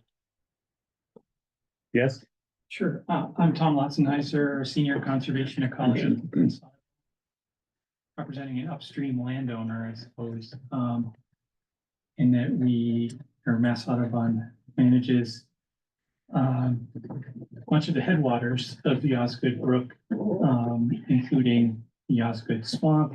It's about 160 acres of wetland and some open water, very complex beaver affiliated, beaver driven wetland system immediately upstream from Bowen's Pond. And one of the things, the sort of the mission of Whetstone Wood Wildlife Sanctuary is to be a forever wild place where nature takes its course. One of the most exciting things about stream restorations and projects like this one, for me, is that it gives the opportunity for nature to kind of drive the process going forward. And in these systems, our partner are beavers. And it's been mentioned before, but it would be shocking to me if Bowen's Pond didn't host a beaver population moving forward to keep that open water component of the habitat that is providing a rich wildlife diversity right now. But I think what beavers bring that the current dam doesn't have is dynamism. Really, that's changing over time and over space in beaver occupancy. Maybe they're working over here this time, maybe in 5 years they're over there. You see that patchwork, mosaic of habitats shifting around the landscape. And that is what really is the engine for biodiversity. And you get, maybe it's 30 years before beavers move in and you get a young forest. Well, then when the beavers come in, you have a chance for a heron nest colony to come in, which wouldn't have been there previously. Or maybe they come faster and you get a shrub swamp or whatever. So I think that mix of habitat types driven by beavers in that landscape of largely natural land cover really does drive diversity. So I am strongly in favor of this type of work. Thank you. Anybody else? Yeah. Oh. Is this? Cecilia? Yes. Hi, I'm Cecilia Aldrich, and my daughter Christy's also zoomed in here. We own the property directly across the street from the pond. And as a matter of fact, there's a little cabin that sits just above the Osgood Brook that I plan to be staying in pretty soon. We purchased the property last summer, and needless to say, it was like a kick in the stomach to learn that the dam was going to be removed there. So I'm obviously very much against it. Love looking at it over there. But I don't know, I'm not a biologist, but it seems to me that I don't understand how anything can be called a restoration after it's been in its current position for 150 years or so. The wildlife, the animals, I've got a video of an otter that was swimming around in the brook behind the cabin there. And that brook has been running very vibrantly since we arrived there. And even in the end of the summer when it was a drought condition. So I'm really nervous and scared and concerned about what's going to happen when they start lowering the water there and the sediments coming down that brook. I just don't understand how, what the wildlife's going to do there and what the condition's going to be after this is done. Hopefully, it's going to be better than what I'm picturing in my mind is going to happen there. But anyway, just wanted to say that we're really just sad to see this whole process start. And I didn't realize it sounds like it's pretty much a done deal. But anyway, my 2 cents. Thank you. Thank you. So you wanted to speak? Yes, sir. Name? Matt Tabona. I'm the stewardship director with the Mount Graceland Conservation Trust in Hempel. Maybe I should have gone before Tom and stuff because it gave a pretty ringing endorsement of the projects and stuff. we're very supportive of this project. Obviously, we've worked to conserve, protect a bunch of land in the region. But I think as a lot of folks have kind of pointed out, maybe, just protecting the land isn't enough. And so we need to find ways to better manage and steward that land. I think the work that Mary and Tom are doing is sort of the culmination of years of effort that's going to really restore that system and really set the table for what Tom talked about with letting natural processes kind of take the driver's seat and see what comes next for this area. From our standpoint, this project is going to implement or impact a lot of the critical cold water streams that have been identified as a critical habitat under the Mass State Wildlife Action Plan. And so from our standpoint, creating a more connected landscape, adding more dynamic landscape vision to this area is going to have tremendous benefits, not only for fish and wildlife resources, but I think for general clean water and public health. So we're very supportive of it, and thank you for the opportunity to get in front of the commission tonight. Thank you. There's a question from a participant who Okay. does not know how to raise their hand. Okay, that's fine. So, the question from Adam Cole. Regarding the number, the 50% or higher of native plant coverage in terms of ecological restoration. This participant wants to know how that number was arrived at, and has anyone done a survey to figure out what average the current native plant coverage is? So that number was arrived at by sort of consensus among the team is what's reasonable to expect given the amount of pressure of buckthorn that exists surrounding it. The fact is that there's buckthorn all over Wendell and the region that's for the vast majority unmanaged. And so that puts enormous pressure on this site. That's the reality of the context of the site. And so we set expectations based on that and trying to do the best we can with what we have. In terms of the percent cover of native species currently within the pond, no, I don't believe anybody has estimated that.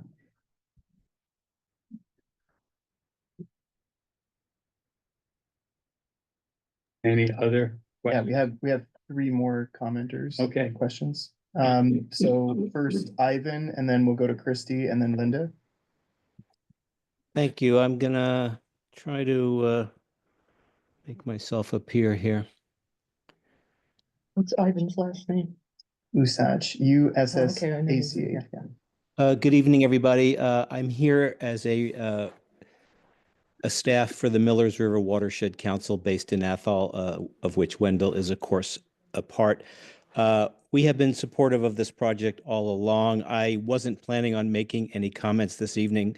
I just thought I would weigh in as a number of other entities are weighing in with various things to say. And I just wanted to very briefly reiterate that our support basically follows a variety of benefits that we have seen that we still feel to be at play, and probably nothing you haven't heard several times tonight, but I will just say that from our perspective, the many environmental benefits of this project include improved water quality, restoration of natural sediment and nutrient transport regimes, improvement to aquatic habitat, aquatic species passage, creation of wetlands, and increased floodplain connectivity, all of which are really important.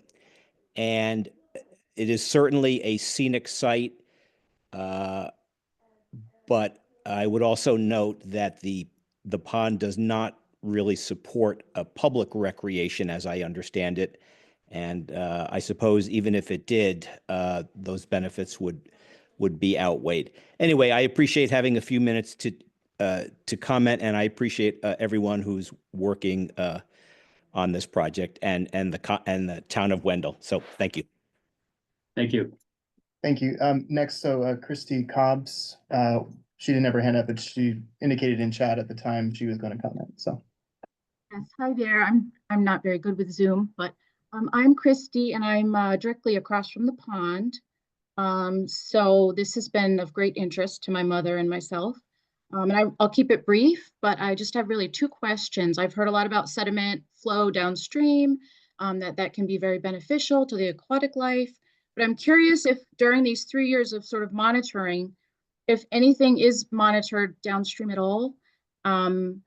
Because I guess I'm worried about far too much sediment downstream, essentially smothering the aquatic life. Is that something that could occur, has occurred in the past? Have there been studies? You know, these are some questions I have. And then the other would be, are we replacing, when we plant invasive species in an area to sort of combat certain things, are we then going to have another invasive species on our hands? So what type of species will be planted? Those are really my two issues that I'm wondering if anyone has an answer for. Yeah, we'd love to answer those. Jen's gonna Sure. talk about downstream monitoring of sediment, because there is a plan for that. Yes. Right, so That's there's great. been there's a sediment monitoring plan that's been developed for the project, and that's been shared with the regulatory agencies. That was part of the 401, 404, and also dam safety reviews. So during the actual process of removing the dam, the contractor will be responsible for establishing stations at each of the downstream crossings, the roadway crossings, to monitor for changes relative to sediment, and also just to make sure we're being protected with the downstream infrastructure. We don't want to result in flooding or have issues with sediment accumulation at those crossings. So if there are any issues during construction or for the post-monitoring period, then that would be brought forth to the regulators, and an adaptive management plan could be pursued if there was deemed to be an issue that needed to be adjusted. Chris could probably speak to different dam removals he's done, but some of the options could be as simple as people in a stream moving something or sluicing at those crossings to keep the sediment moving, or adjust something. Those are ones I know of that have been done on, on other dam removal projects. And I just want to jump in as a non-engineer when we talk about setting up stations and monitoring. So a staff gauge, a sort of a sturdy measuring stick is installed in the ground, and then repeatedly we go out and take photos so that we can actually repeatedly look at and say, there's an inch of sediment, there's a foot of sediment, what do we do? Oh, another storm came through, there's an inch again. So that's when we say there's a station, there's a monitoring station. It's for repeated measurements at the same location, so that we can see, is sediment building up? Might it block a culvert and cause flooding? Maybe action needs to be taken. Is it just a little bit of sediment and it's not going to cause a problem? We'll let nature keep doing its job. Can I add to Yeah. that a little bit? Yeah, so in addition to that monitoring plan, for the 3-year monitoring period, we'll be doing pebble counts, which essentially is a way to measure changes in how fine or coarse, aka how big or small the sediment or rocks are in the stream. And so we can use that to track impacts to habitat. But I think it's important to point out that one of the most fundamental things that rivers do is move sediment. And so after every storm, when you go outside and you see the river and it looks like it's chocolate milk, that's the river moving sediment. And a lot of the organisms in the riverine environment are adapted to handle those types of conditions. Now, that's not to say that you can release an unlimited amount of sediment and have no impact. That's why we're doing things in a staged, controlled manner. That's why we have strict controls on how much water can be released at a time, to reduce the risk of impacts to downstream habitat by releasing too much sediment instantaneously. But rivers move sediment. It's going to continue to move sediment. Those deposits are going to change a lot. We've monitored many sites across the state, and in the first 2 to 3 years, those sediments are moving all over the place. It's really kind of interesting to watch. But we'll be keeping an eye on both of those things, both from a public safety standpoint, so that there's no impact to infrastructure, but also looking at the habitat to identify issues there as well. And I think Adrian could speak to the. Matt? Yes, Adrian, Christine also asked about the selection of species that we'll be Yeah. planting and what you expect to get reestablished in, let's call it the meadow area versus the banks of the channel. Yes, so all of the plants that would be specified or that are specified to be planted are considered native species. So they would be purchased from a reputable seed and plant nursery that does only native, that would comprise only native species. So we would not be planting potential invasive species. We're not going to be planting garden species. You know, I have hydrangeas. We're not planting hydrangeas. We're planting sedges and other native wetland plants that are harvested from the region to be planted in this region. Doesn't the drawing list the species and The refer drawing someone to the, List, the actual, if you want to read what species are there? yeah, the drawing lists the shrubs. I don't think, yeah, I don't think we need to read that, but there's that, and there's a seed mix. and- Drawing 9.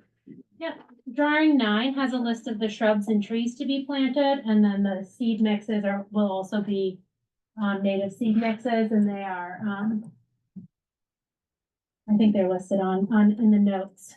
Right, they're also in the project specifications, and those are typically sourced from New England Wetland Plants, who's a local business that's been around for Yeah. as long as I've been in the area, so Yeah. decades. Those links are dead. You have to do a Google search to find them again, but it's possible. Yeah, and every year they tweak their seed mixes a little bit. They'll switch out a different grass seed or, a grass species, but. Yeah, we have seed mix. So we have one more commenter, Linda Deegan. Good evening. Thank you for taking my comments here. I'm here to express my really strong support of the Osgood Brook Restoration Project, because that's what it is. It's a river restoration project that has to happen by taking out a dam. I have been a property owner in Wendell for about 40 years. I drive by this area a lot. And because I have a house that's not far from this lovely stream that has been unfortunately degraded upstream by a relic dam. I am also a PhD level environmental scientist with over 45 years of research experience working on fish, fisheries, streams, estuaries, and wetlands. And I was a member of the Town of Falmouth, Massachusetts Conservation Commission and have been involved in small dam removals and wetland restorations in Massachusetts. So I'm fairly familiar with a lot of the benefits that can accrue. I really feel like this is a terrific project that will support the goals of the Wendell Wetlands Bylaw, which is to provide natural habitat for fish and wildlife, and it will have many environmental and community benefits. Downstream, Osgood Brook is a delightful and relatively rare in the landscape cold water stream with wild eastern brook trout and other cold water species. There are many, many, many warm water reservoirs in the landscape in Massachusetts. Given that human-made reservoirs such as Bowen's are scattered all over the landscape in Massachusetts, increasing a rarer habitat and the diversity of habitats by restoring a degraded stream section by removing a small dam will provide needed habitat for fish and wildlife. One of the reasons I really love living in Wendell is because of the strong protections and care people take of the native and natural landscapes that are in our town. Removal of Bowen's Pond will lengthen the stream channel, restore natural stream functions, reduce thermal and dissolved oxygen impacts associated with the impoundment, and thus improve a lot of habitat conditions for a wide variety of wild animals.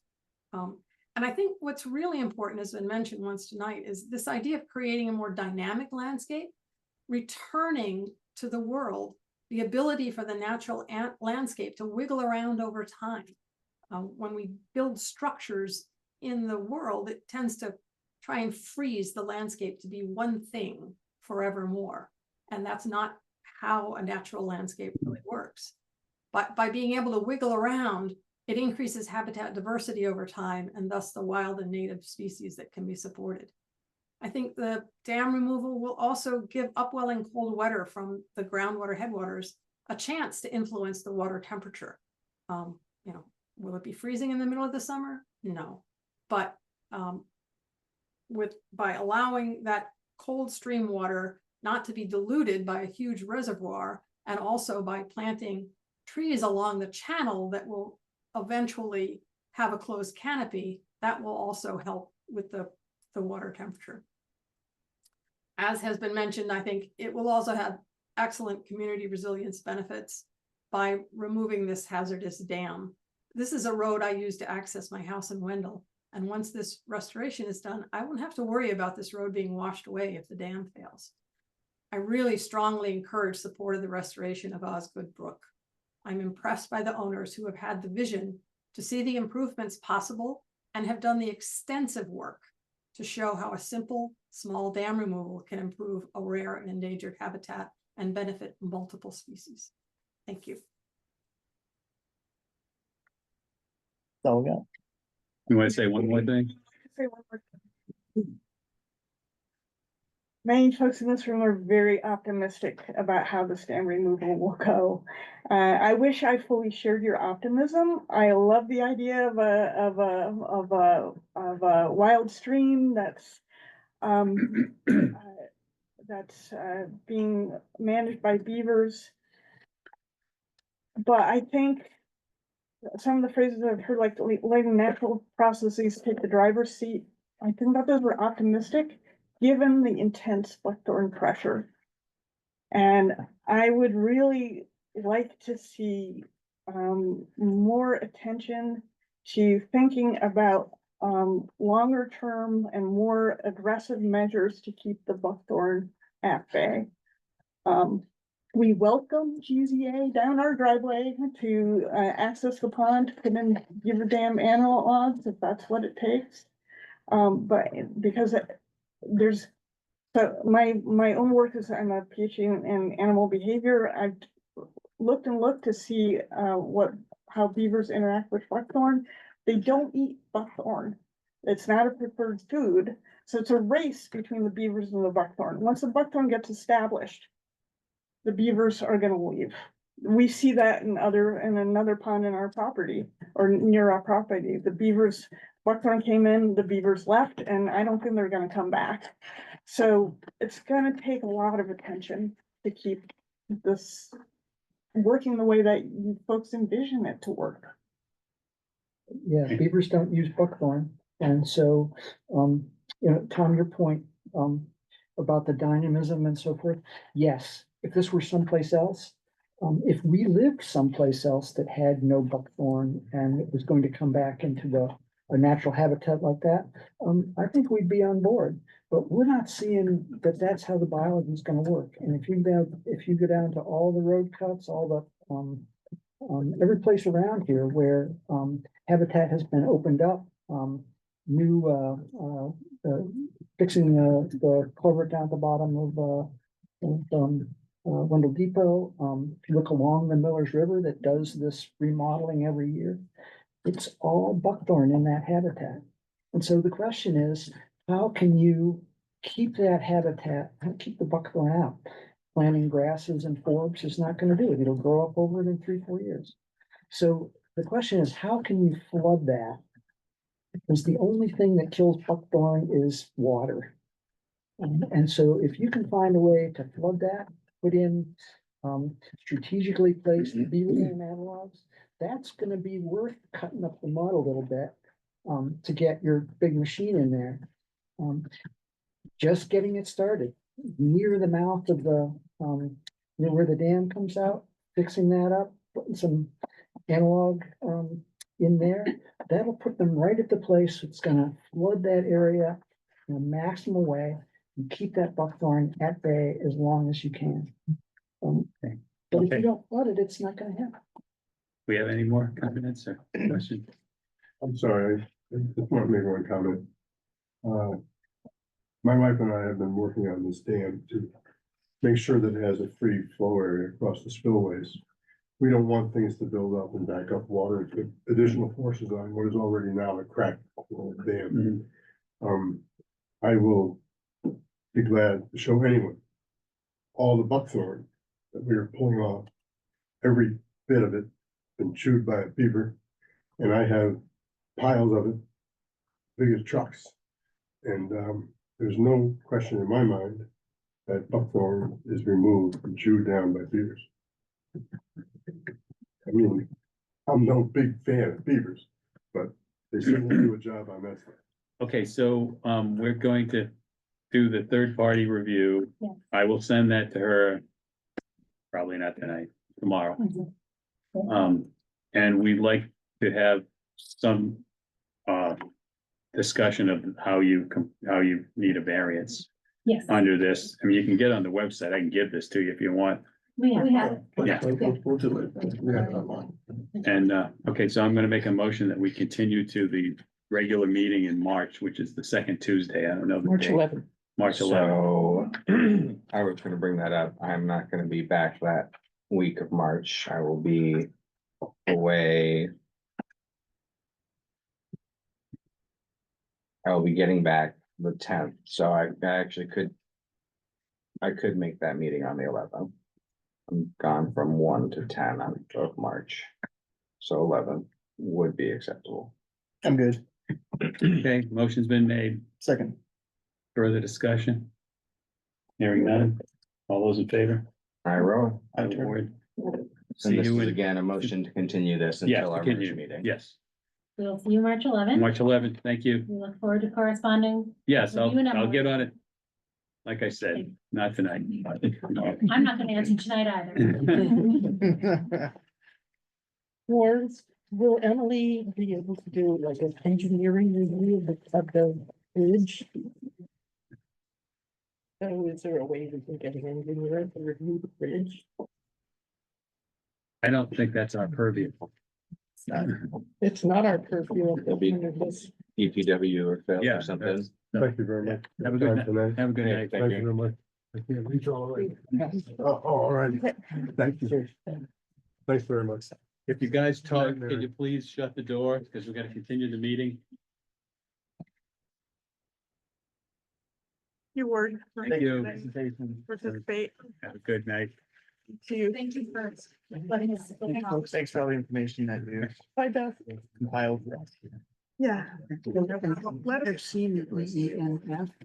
Yeah, That's the report. Don't tell us we can't tonight. Exactly. One reason it exists. Environmental impact report. Tell me what I That can't do. has the raw stream data with. No. temperature. Yeah, you included a graphic from that, right? Talking about the temperature data. on the screen? Yeah. I'm curious. Yeah, so at the end of that, it has the Other temperature than- data and also the fish data.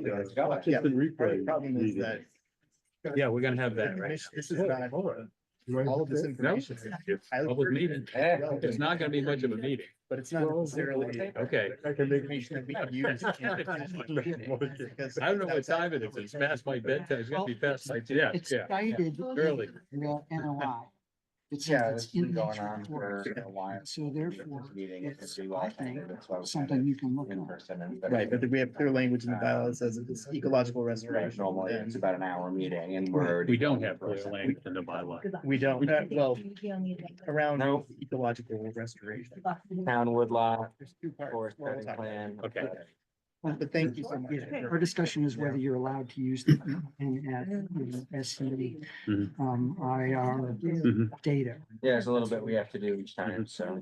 I mean, I'm in favor of like forming a invasive vigilance group. Thank you. It's a Going in huge- and- it's just a huge area. You know what I mean? It's a huge area. That's why you gotta get started It's a before. huge area. Yeah, but you guys gotta go look at Moss Brook. Well, I look at the one across the other side of Wendell Depot Road, the beaver pond there. That's nothing. Yeah. Moss Brook is completely full. Yeah. I've done some, Completely full. And they're this We big. need some town action on like. You know, because a law doesn't exist, doesn't mean it shouldn't exist. But you can't write it. Well, You can't write it here and now. exactly. No. Things Good evolve. night. You can. Cheers. Bye, Sarah. Yeah. Mary, I might ask you for the list of names and their correct spelling. I hope I got that. I'm trying to think of. I've It's been on there. emailing you. Okay. from this It's on there. email. Oh, you have, oh, I have an email list. Great. Okay, I'll send Okay. it. Like 3 or 4 emails. Can we, Yeah. Great. can we continue? What time is it anyway? 8 o'clock. Is All right. this your record? It will be. Yes. 8 o'clock, it's getting close to my witching hour, yeah. Yep. I came without dinner. Oh, God, I eat dinner at like 5, Yeah. Not sure how. so I'm in a It's being reported to the Paula cloud. broke her it's in our ankle, I mean, her hip, We've ice never skate kind of Damn. exported Sunday. you directly. She's in the awful. I think you hospital. can probably just export I'm directly from. single Zoom dad. to Woof. YouTube, I'm assuming. Yeah, my kids are probably already in bed by now. Well, good for your kids, my kid is Well, no, 13. yeah, Yeah. I did that Wants to too. I stay would up stay late. to the local And computer she's always then not upload tired, to and then in the YouTube morning, and stuff. Well, you know? can't get out. Yeah, do I have to go to school? Yeah, you gotta go to school. Right, right. Our daughter is now 9 and she is definitely reaching that point where it's harder to get up in the morning. Okay, Wood Bank, redo. Okay, all you really need to do is revote. Yes, this is just tree removal in preparation for future wood bank site. We had the one condition that was a -3, work is in the buffer zone but will not alter. The one condition was no further expansion to the west shall take place so that the project does not enter the 50-foot conservation zone from the wetlands. So it'd be -3. And area is subject to the Wendell bylaw, but no work within 50 foot of the wetland boundary. And they said they're not expanding it at all. Not so. expanding it. So I make a motion, we we issue a negative determination for the wood bank. Second. All those in favor? Rowan. Aye, Ward. Am I live here now, Ward? Yes. Oh, hey, I've been listening the whole night. It's been pleasant, nice meeting. So I would like some documentation on that. It has to do with the grant that we're working on, but. Yep, we're just, we're writing signing the form right now. Okay. And so did you hear about the whole, just the town needs, they need some, if they're doing work on town property with that Bowen's Pond Dam, we need something. I did appreciate that you represented the highway department in that conversation, and I didn't feel I needed to jump in. Okay. We did have conversations about 1.5 years ago, but there were no plans, and yes, I would definitely want to see. I mean, it's all fine. I'm just saying, we can't issue a permit for work on somebody else's property. That's, without their permission. That's. So I will send you an email or the Concom email and maybe get some contact information and start the conversation with them. Yep. That's, like I said, it's not a big deal. It's just one of those things need to be dealt with. That's all. Okay. That's about the road shoulders? Yes. Okay. Yeah. It just, I noticed when I was looking at the plans, that Work on right away. it showed, it not just access, it showed grading on the town right away. So as long as the town is set, Okay. it's not really a wetlands issue, but we can't issue a permit for work that's not on the applicant's property. Of course. That's all. So. I mean, we can issue a I permit. missed what Phil said, because I was. Phil said that he was in conversations with you a while ago, and Yeah, that's 3 years. Yeah, that's, so he said they'll continue that Okay. and he'll be in touch with you. I So, see. like I Is said, that it's Mr. not a Rob? big Is that Mr. Robinson? Yes. Yes, it is, Phil. Hello, Phil. Yeah, well, we'll catch up. It's been a while. I can't remember your cell phone, but it ends with 6060, I think. Well, you're good. That's my home phone. Oh, I called you up once to track you down. Okay. Okay. Thank you, Phil.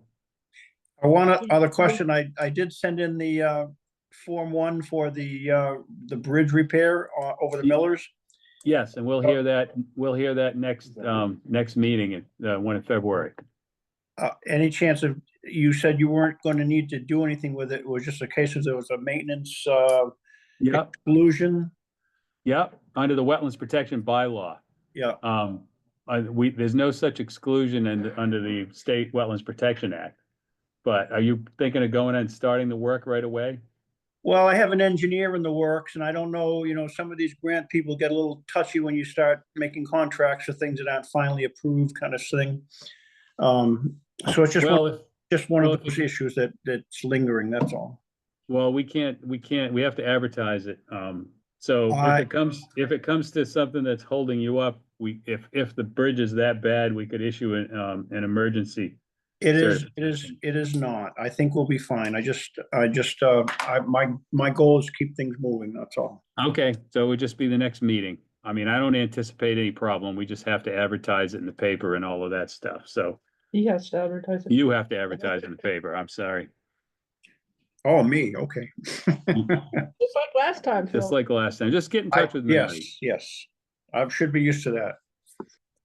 You know, and the only thing we're concerned about is you don't throw the wood into the river. Especially the rotted stuff with nails in it, huh? Yeah. Yeah, only That's- that stuff. That's all, we don't want that in the river. All right, I'm all done. I haven't had my dinner yet either, so Okay, thank you, Phil. So thanks, Phil, thank you are for all your efforts. Oh, Phil. Phil, are you not concerned about whether or not the bridge meets, standards that you need to meet? What was that again, please? The bridge in the, Bowen's Pond Dam. yeah, the Bowen's Pond, where Wendell Depot Road Well, crosses. like I say, Road. we only had some preliminary conversations. There were no plans. I haven't looked at it. I'm concerned about the existing culvert. I'm concerned about their plans seem to be going closer to the road than the dam ever was, you know. So those are questions I'll raise, and we'll see where that goes. Okay, so our meeting's in 2 months, so if you have any big concerns, let us know via email or come to the next meeting. Okay, I'll like I say, I'll get an email out before that. Preferably before that, yeah. Yeah. I've been sitting here looking at the plans the whole time you're talking, so I'm Okay, trying to get up to speed. okay, sounds good. Thank you. Thank you. Okay, next on the agenda, we have an extension. We had a request for an extension permit of an order of conditions. That's on, where is it? Locks, where is it? Jennison? No. Oh, Locks Village Road. No, that's the, Locks Village Road. Locks Village Road. So this is a project that's in the riverfront. But the riverfront, the brook is on the other side. It's one of those I'm gonna opine about the Wetlands Protection Act, but it's a 200-foot protection zone across a paved road, you know? So they had to file a notice of intent to put a driveway through the riverfront to a house that's out of the riverfront. Yeah, okay. So you got a brook, you got a river, you got a wetland, you got a strip of woods, you got a paved road, and then their driveway on the other side of the road. Okay. So there's really no No impact other to the riverfront area, because we issued the order of conditions. We approved it as a limited project, meaning it's driveway with no other way to get to the building lot. Applicant will mark all trees proposed to be cut in the buffer zone, notify the commission, and all trees will be reviewed and approved by the commission prior to cutting. I don't think any of this has happened.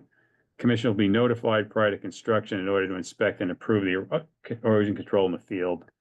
Erosion control needs to be in place prior to any earth moving. So we just be extending the order of conditions. It's gonna expire February 6th, so we would be extending it until February 6th, 2028. So you can only extend it for Like 3 years. 3 years. Okay. So he just asked for an extension, so I make a motion, we extend the order of conditions for another 3 years. Second. Any more discussion? Nope. All those in favor? Hi, Rowan. Hi, Trevor. Nothing's changed. What was the address on that property, Ward? 14 Locks Village Road. Yeah, 14? adjacent 214. to 238 is what it was. Yeah, adjacent to 238 Locks Village.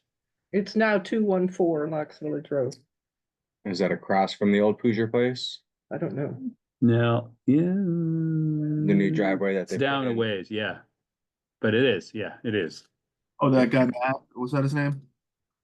Or Yeah. Mark, something? Jeff? Yeah, you were the agent, this Adam, right? Yeah, that's me. How come you didn't come in person? I don't know. Oh, I didn't know you guys were having it in person. I just got home like from Oh, work okay. to the minute of the meeting starting, so. So Adams, you really interested in rejoining the commission? No. Okay. Especially after this one, you want to wait till this one goes away. Why, you got somebody leaving? You're not leaving, are you guys? I'm not leaving. I mean, this has got to be the most controversial thing. This is the most controversial in one like we've 10 had. years or Right. Yeah. Oh, well, actually, no, arson. Do you have something you would like to address the Which one? commission with? Arson and solar. Oh, yeah. Yeah. Yeah. Yes. Actually, Yeah. we might be getting more of those. Well, is this gonna be posted? Controversial? This gonna be posted? Yeah, at some point, yeah. Okay. Yeah. What? She just wants to know if it's been recorded and if it's gonna be posted. It is being recorded and it will be posted. I don't know when or how, but. Okay, is that all we have on the agenda? No, we have to approve November's minutes. I haven't even looked at them. Yes, you approved them last. We week. approved them. Oh, did. right. Oh, what am I saying? Okay, I make a motion. To reapprove. We reapprove the minutes. I'm sorry. Second. All those in favor? Hi, Rowan. I'm sorry. I'm like, I like, you didn't send me any minutes. So you already sent them before. No, We already because there was reviewed them no and meeting approved them. last month. How does that work?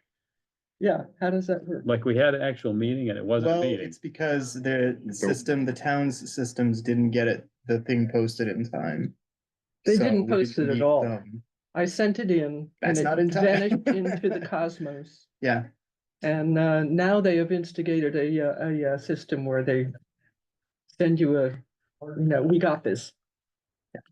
Oh, great. so we just But had to redo some at the of time, that did not happen. And then we've And already it- set our next meeting. Yes. Yep. February 11th. So- So. We got an RDA, we got that already. The Board of Health wants approval of a septic plan on Wicket Pond Road, the site we visited last month. Mhm. Is that something that you want to just sign off on, or do we need to You go? can sign off on Okay. it. We looked, it's a site, it's a property. What's the intersecting road there? I don't know. I always forget those roads. Dirt Road, no. It's not Dirt, it's No, the one that it's goes to Dirt. Carlton, it's Carlton Carlton Road. Road. Carlton It's Road. kind of on the corner. I've walked by there for 25, 30 Yeah, years. I didn't always know thought what it that, was. I Yeah. thought it was a nice lot. There's like a little cabin there. Yeah, I I didn't know. what you're realize talking it was about, a It's yeah. like it's a nice looking lot, like I thought it was- all the yeah. houses were built in the swampy part of on the swampy side of the road. I'm like, why did nobody ever build on We this need stuff? to. Make a move to end. No, we're not done yet. Ah, Here is the septic plan, and the thing I was concerned about is that he's got the house extending into the 50-foot radius from the well. Is that something that, No. it's not a problem? No, Okay. it's Board of Health, and that's not. Okay, okay. So there's no wetlands on the property. I will, We yeah. looked at it. There's no wetlands. Okay. Okay. It's a I will nice sign looking off lot. on that. I'd like to live there. To be off that busy road. Definitely. It's the one on the left, right? It's like an Yeah. old decayed cabin. Yeah, yeah, Spooky little cabin. Yeah. Yeah, I know exactly what you're talking Yeah. about. yeah. Well, it's got Carlton Road right there, you know. You Yeah, like it's a very cross-country nice spot, ski, It's yeah. a great spot. I'm just reviewing to see, make sure we covered everything, because we jumped around a little bit. Okay, Okay, we're good. I great. motion to adjourn. seconded. All those in favor? Aye. Hi, Aye. Hi. I'm gonna go eat some dinner. Just wanted to thank you. Later.